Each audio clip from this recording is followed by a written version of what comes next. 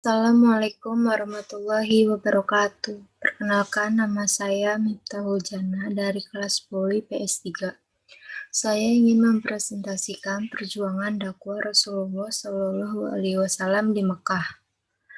Dakwah Rasulullah Shallallahu Alaihi Wasallam. Rasulullah Shallallahu Alaihi Wasallam merupakan nabi terakhir sekaligus Rasulullah yang diangkat pada tanggal 17 Ramadan atau tahun 13 sebelum Hijrah 610 Masehi dengan usia Nabi 40 tahun. Nabi Muhammad diangkat menjadi Rasulullah oleh Allah Subhanahu wa Ta'ala ditandai dengan turunnya malaikat Jibril untuk menyampaikan wahyu yang pertama, yaitu surah Al-Alaq ayat 1-5 yang dikenal dalam sejarah Islam sebagai Nuzul Al-Quran.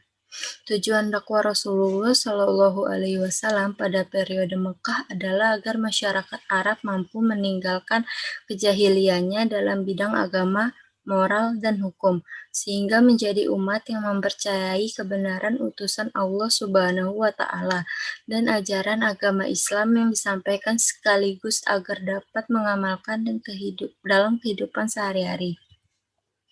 Strategi dakwah Rasulullah Shallallahu Alaihi Wasallam.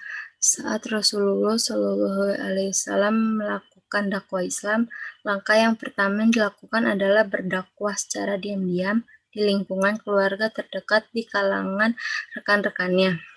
Karena itulah, orang yang pertama kali menerima dakwahnya adalah keluarga dan sahabat dekatnya, diantaranya Khajidah, Ali bin Abi Thalib, Abu Bakar, Zaid, dan Ummu Aiman. Setelah 3 tahun pertama sejak diutusnya Nabi Muhammad Shallallahu Alaihi Wasallam, dakwah dilakukan secara sembunyi-sembunyi. Setelah 3 tahun, dakwah dilakukan dengan terang-terangan secara lisan, misalnya memberi nasihat, memberi peringatan, dan sebagainya. Metode yang dilakukan Nabi dalam dakwah secara terang-terangan. Yang pertama, mengundang Bani Abdul Muthalib ke rumahnya dan menjelaskan bahwa dia telah diutus oleh Allah Subhanahu wa Ta'ala.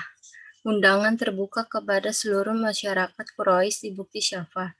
Yang ketiga, Muhammad Shallallahu Alaihi Wasallam memproklamirkan keesaan Tuhan dan mengajarkan kesatuan dan persamaan antara manusia. Yang keempat, Nabi mengadakan pertemuan khusus dengan orang-orang yang percaya kepada beliau untuk aktivitas pembacaan atau tilawah, pengajaran atau taklim, dan pensucian atau tazkiyah di rumah Akram bin Abil Akram dan merupakan sekolah Islam yang pertama. 5. Beberapa pengikut Nabi meninggalkan Mekah dan mencari perlindungan atau mengungsi ke Ethiopia. Setelah dakwah secara terang-terangan, pemimpin Quraisy mulai berusaha menghalangi dakwah Rasul. Kaum Quraisy melakukan tekanan-tekanan dan bahkan penyiksaan beberapa pengikut Nabi yang baru masuk Islam. Hal ini membuat Nabi Shallallahu Alaihi Wasallam membuat strategi baru, yaitu yang pertama hijrah ke Habsyi, yang kedua pergi ke Taif, yang ketiga perjanjian Akabah. Dakwah Nabi Muhammad Shallallahu Alaihi Wasallam pada periode Madinah. Dalam melakukan dakwah di Madinah, Nabi Muhammad melakukan beberapa hal. Yang pertama, membangun masjid. Waktu Rasulullah Shallallahu Alaihi Wasallam masuk Madinah, penduduk Madinah yang sudah membentuk Islam atau kaum Ansor banyak yang mengundang serta menawarkan rumah untuk beristirahat. Setelah beberapa bulan Nabi di Madinah, beliau membangun Masjid Nabawi. 2. Menciptakan persaudaraan baru. Kaum muslimin yang berhijrah dari Mekah ke Madinah disebut muhajirin, dan kaum muslimin penduduk Madinah disebut Ansor.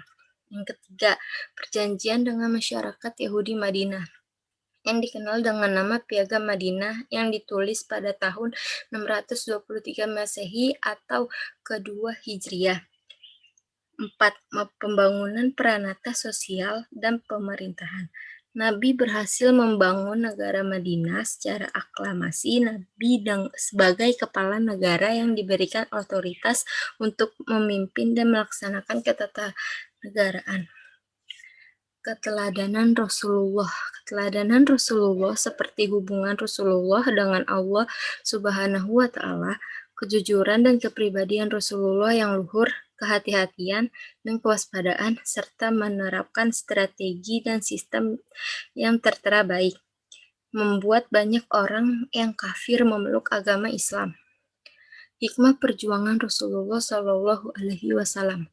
Pertama, kejujuran. Kejujuran Nabi Muhammad Shallallahu Alaihi Wasallam membuatnya dipercaya oleh masyarakat Quraisy yang sepakat bahwa beliau adalah orang yang tak pernah berdusta. Yang kedua, pantang menyerah. Nabi Muhammad Shallallahu Alaihi Wasallam telah berdakwah bertahun-tahun di bawah tantangan dan ancaman.